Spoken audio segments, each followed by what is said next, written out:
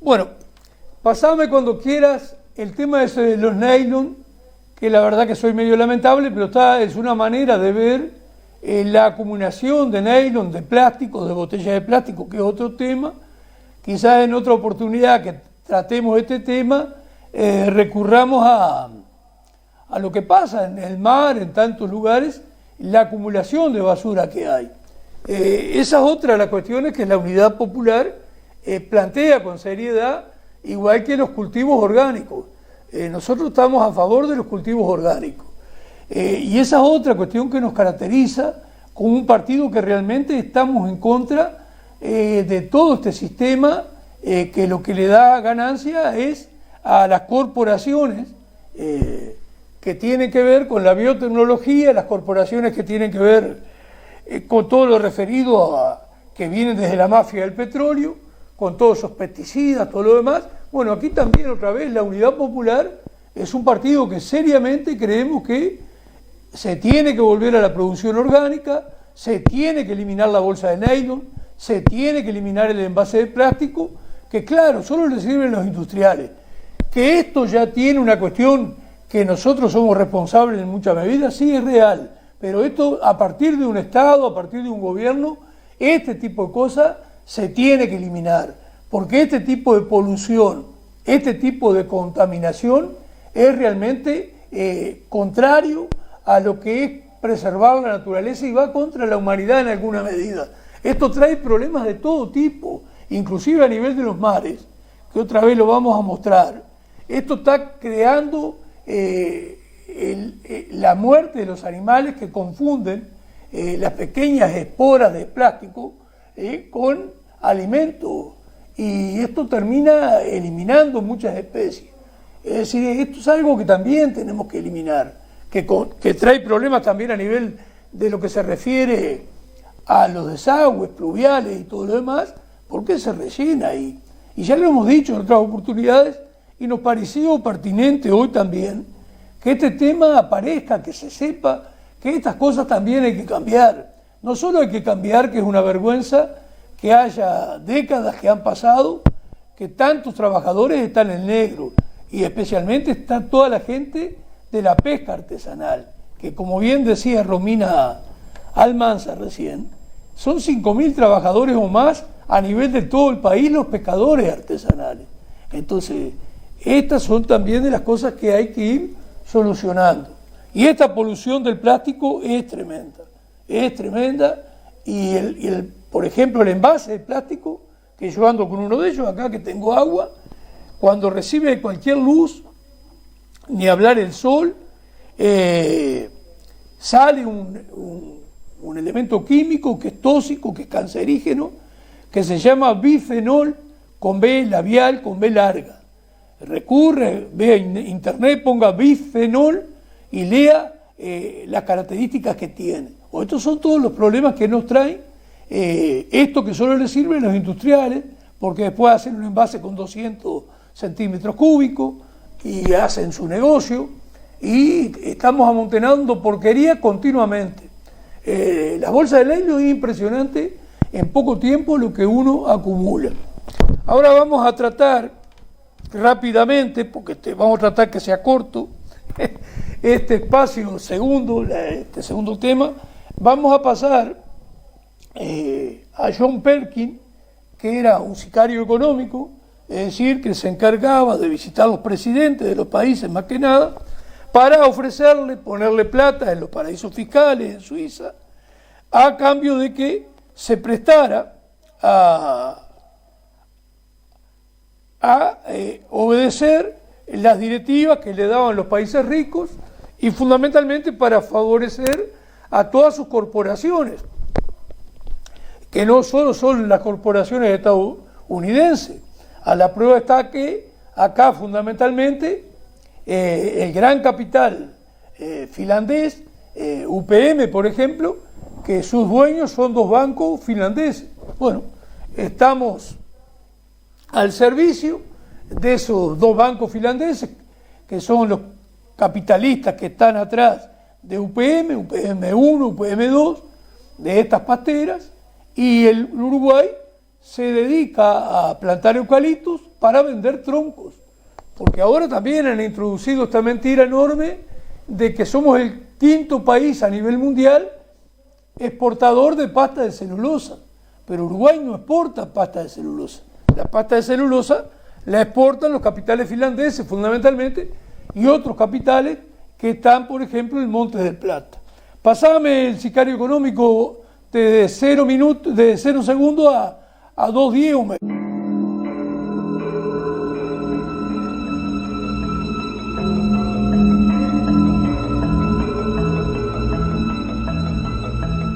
Nosotros, los asesinos económicos, hemos sido realmente los responsables de crear este primer imperio global y trabajamos de muchas maneras diferentes.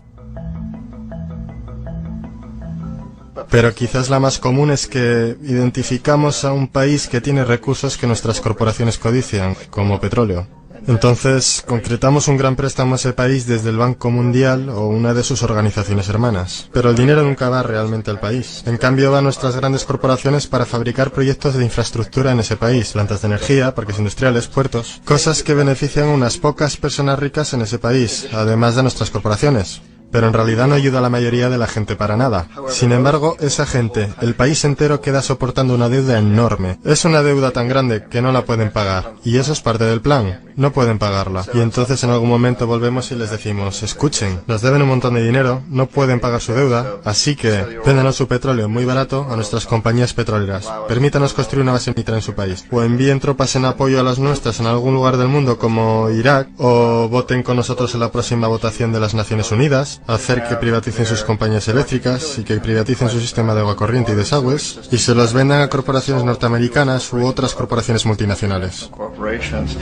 Y hay una nube total, y es tan típico la manera en que trabajan el Banco Mundial y el FMI, ellos endeudan a un país. Y es una deuda tan grande que no pueden pagar. Y entonces les ofrecemos refinanciar esa deuda y pagar aún más interés. Y tú demandas este quid pro quo, lo que llamas una condicionalidad o buen gobierno, lo que básicamente significa que ellos tienen que vender sus recursos, incluyendo sus servicios sociales, sus compañías públicas, a veces sus sistemas educativos, sus sistemas penales, sus aseguradoras, a corporaciones extranjeras. Y es un doble, triple, cuádruple aniquilamiento.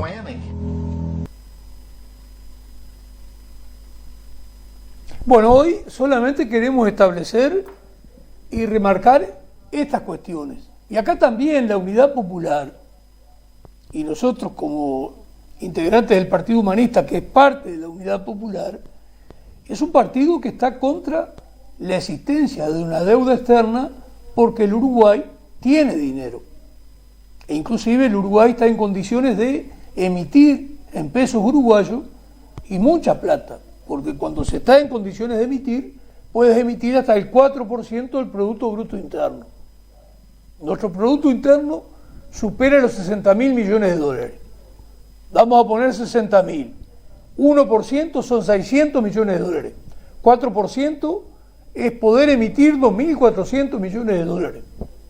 Que ahí lo emitiríamos esa plata en pesos uruguayos para crear empleo. Ahora, no tenemos necesidad alguna de estar endeudados, por eso nos interesa que esto, cada poco tiempo, remarcamos este hecho. Y la Unidad Popular es el único partido político que tiene en su programa una auditoría de la deuda externa, con el fin de eliminarla. ¿Y por qué la auditoría? Porque la auditoría va a demostrar que la deuda externa es originada a partir de plata pedida por grandes empresarios de todos los sectores económicos. Plata pedida a los bancos, tanto estatal como privado. No se paga ni se ejecuta las hipotecas, las garantías de sus préstamos, y se le pasa la deuda al Estado. Y el Estado se la pasa a Juan Pueblo. Es decir, la asume y la paga Juan Pueblo a partir de la carga impositiva. Hoy el 10% del presupuesto nacional, 2.000 millones de dólares todos los años, se va para pagar intereses. Esos 2.000 millones de dólares todos los años se tiran, se desperdician para pagar intereses de una deuda que cada vez es más grande. Y ahí está lo que plantea este sicario económico, John Perkins, que se crea la deuda. Acá cuando se creó la deuda, a partir de la década del 50, que empieza a decaer el vallismo, y a partir de el surgimiento y el triunfo del Partido Nacional en el año 1958. A partir de ahí, que gobierna hasta el 65, 66, el Partido Nacional, se entra a negociar con los países ricos, con las grandes corporaciones, con la banca mundial, se entra a negociar la deuda, que ha ido creciendo constantemente. Hoy no vamos a hacer un análisis de todo lo que esto implica, el crecimiento de la deuda, que ha tenido distintas etapas. Una de ellas, durante la dictadura, que la deuda externa, su volumen, su cifra, se multiplicó por 10 veces. Acrecentaron por 10 veces en la dictadura la deuda externa.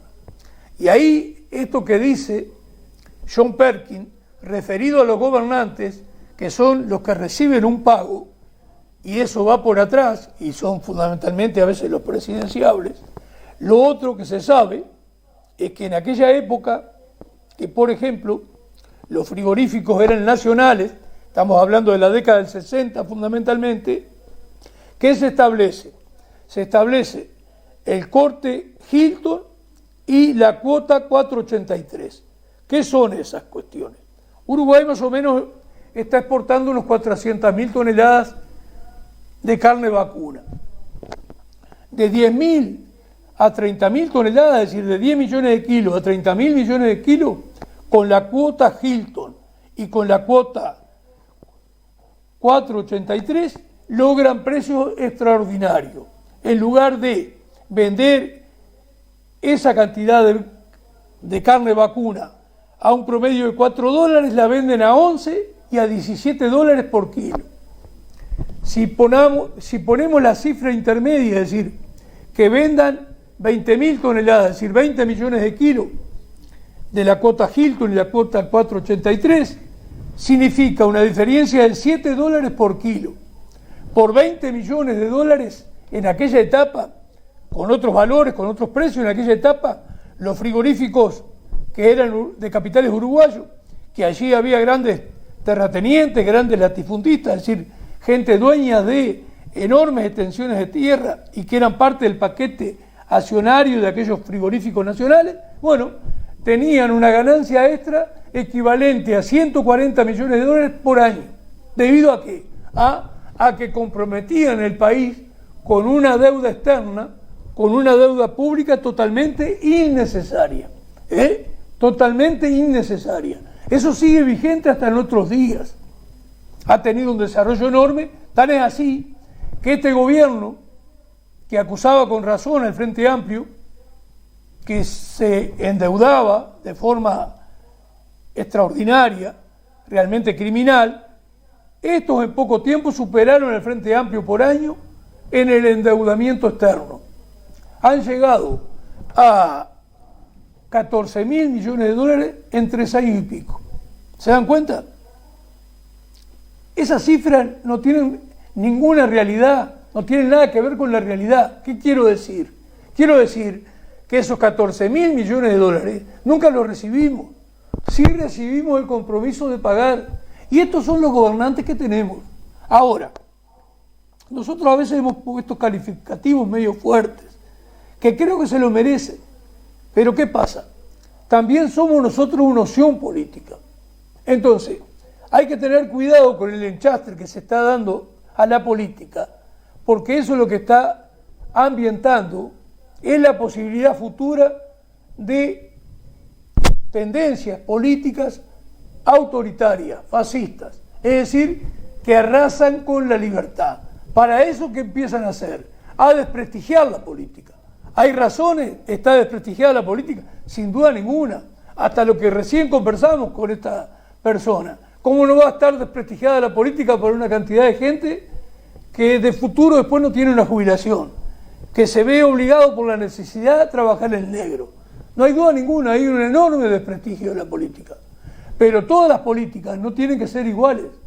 La unidad popular, y dentro de ella nosotros como integrantes del Partido Humanista, planteamos otras políticas que son de soberanía, es decir, no tener una deuda innecesaria, no tirar todos los años 2.000 millones de dólares, porque eso sí, esos son reales, esos se tiran, eso se le paga a los acreedores de la deuda, a los dueños de la deuda, a esos organismos financieros internacionales, a esos mega ricos en el mundo. Esa plata sí es real. Los 2.000 millones de dólares que tiramos todos los años, 10% del presupuesto, que lo paga Juan Pueblo mayormente, a partir de la carga impositiva, eso sí es real, eso sí se paga. Bueno, estas cosas quería hablar mínimamente. Que tenemos salidas políticas como partido político. La Unidad Popular plantea y tiene un programa de soberanía, de justicia social, pero nosotros creemos que ese programa no solo se realiza votándonos, que por supuesto queremos que nos vote. Ese programa se realiza a partir de la organización de nuestro pueblo. Cuando se organiza un sector como los pescadores artesanales, también hay que agregarle a ello que entiendan que tienen que ser amos y hacedores de otro país. Los trabajadores tienen que construir otro país. Su misión, así como que estuviéramos hablando de un evangelio, de una iglesia, su misión no es solo cobrar bien, de acuerdo a la riqueza que han creado, y no empeorar sus condiciones de trabajo. No, la misión de la clase trabajadora es también ser gobernante, gobernar un país. Entonces, al gobernar un país, tiene otros valores, tiene otras intenciones, quiere que todo el mundo esté bien, porque los pueblos, y nuestro pueblo también, tienen sed de justicia. Usted rasca y el pueblo quiere resolver las cosas. Ahora, para resolver las cosas hay que organizarse. Para resolver las cosas hay que saber lo que hay que hacer. Ambas cosas son imprescindibles. Organizarse, pero para cambiar las cosas. Organizarse para tomar el poder político. Entonces nosotros en la política no queremos que esta antipolítica que hoy está surgiendo, que la defenestra, lo que está preparando es el ambiente para que surja la antipolítica, el autoritarismo, y eso no corresponde. Sí corresponde empezar a cambiar. No se puede seguir votando a estas dos coaliciones que han gobernado ya desde la etapa que salimos de la dictadura del 85 hasta acá, y es que está claro que no tienen planteos políticos, que no tienen programa político para resolver el problema de la gente. Entonces los pueblos se tienen que organizar para resolver sus propios problemas. Nadie se los va a resolver. Tenemos que tener eso claro. Espero haber sido claro a partir de este pequeño video que vimos de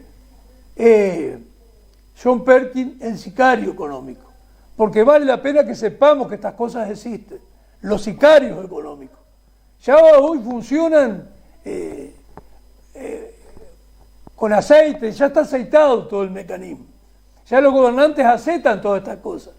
Entonces lo primero que tenemos que hacer con un partido político que piensa cambiar estas cosas es empezar, entre otras cosas, despacito, a denunciarlas. Bueno, tengo algo acá para terminar esta segunda parte, que es lo siguiente. Está el censo. Vamos a seguir buscando, pero buscamos que nos dieran datos del censo, que esto tiene relación con lo que vamos a tratar en la tercera parte. Buscamos que nos dieran datos del censo. Entonces, buscamos ahí, vamos a internet, ¿y qué nos dice? Que la población menor de 15 años es el 20% del total. Muy bien, esa no trabaja.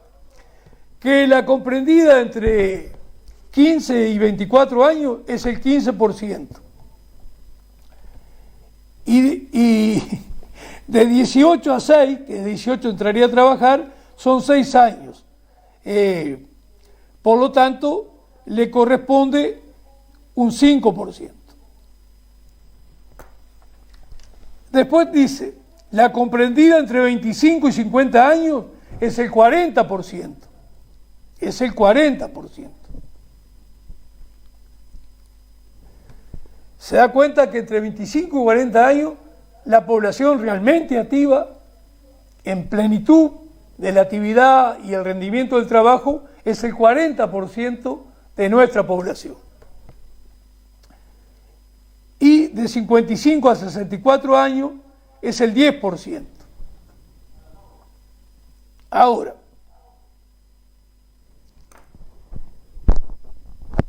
dice 64.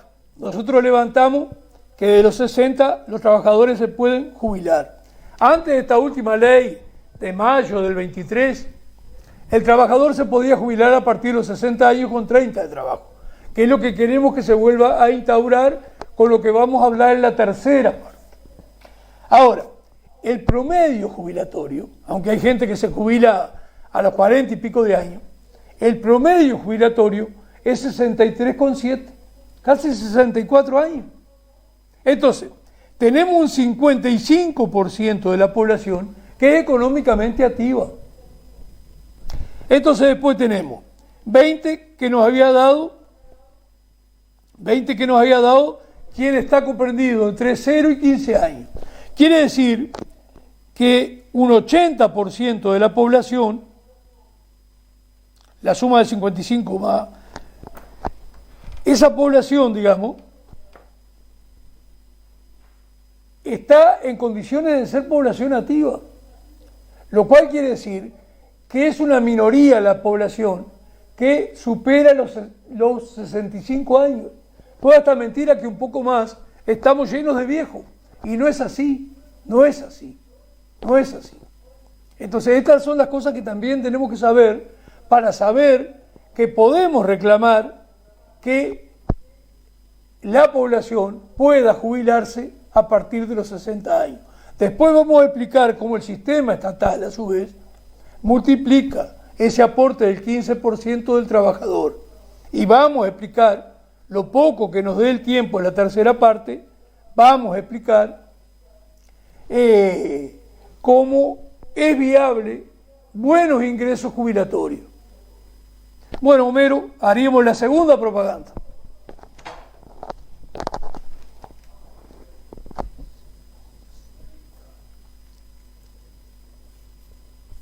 Bueno, lista 1969 del Partido Humanista, ese es el logo. Y bueno, lo que hemos conversado recién. Somos un partido distinto, pretendemos otra cosa y pretendemos que usted en octubre nos acompañe. Nosotros creemos, esa costumbre que tenemos de votar a ganador, que eso usted lo deje para noviembre, porque segunda vuelta, balotaje, va a hablar.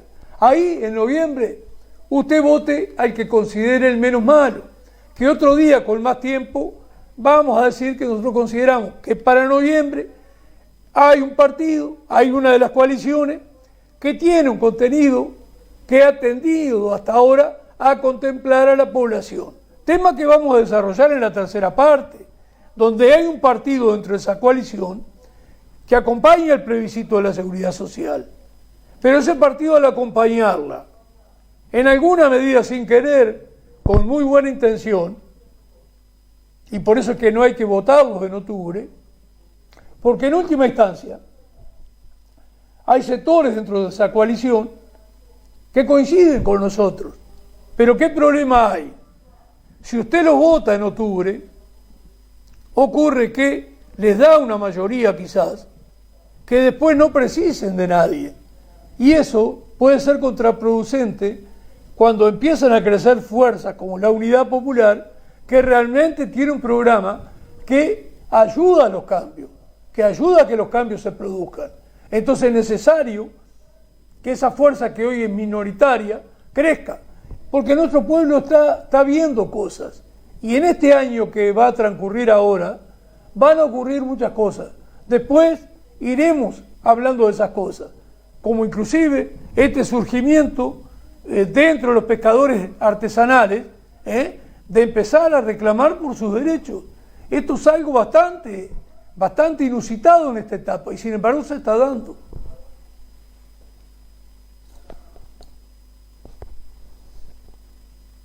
Bueno, reiteramos lo de las casas. Son 2 casas a alquilar, están en el balneario La Guada, es decir, de las 5 esquinas, a unos 70 metros. Una casa está totalmente amueblada, tiene un dormitorio, que es la que está viendo imágenes, tiene un dormitorio, cocina, comedor y un baño. Y la otra tiene 2 dormitorios, pero sin nada de muebles. Ambas casas se alquilan por todo el año, contrato mediante, y a 7.000 pesos por mes.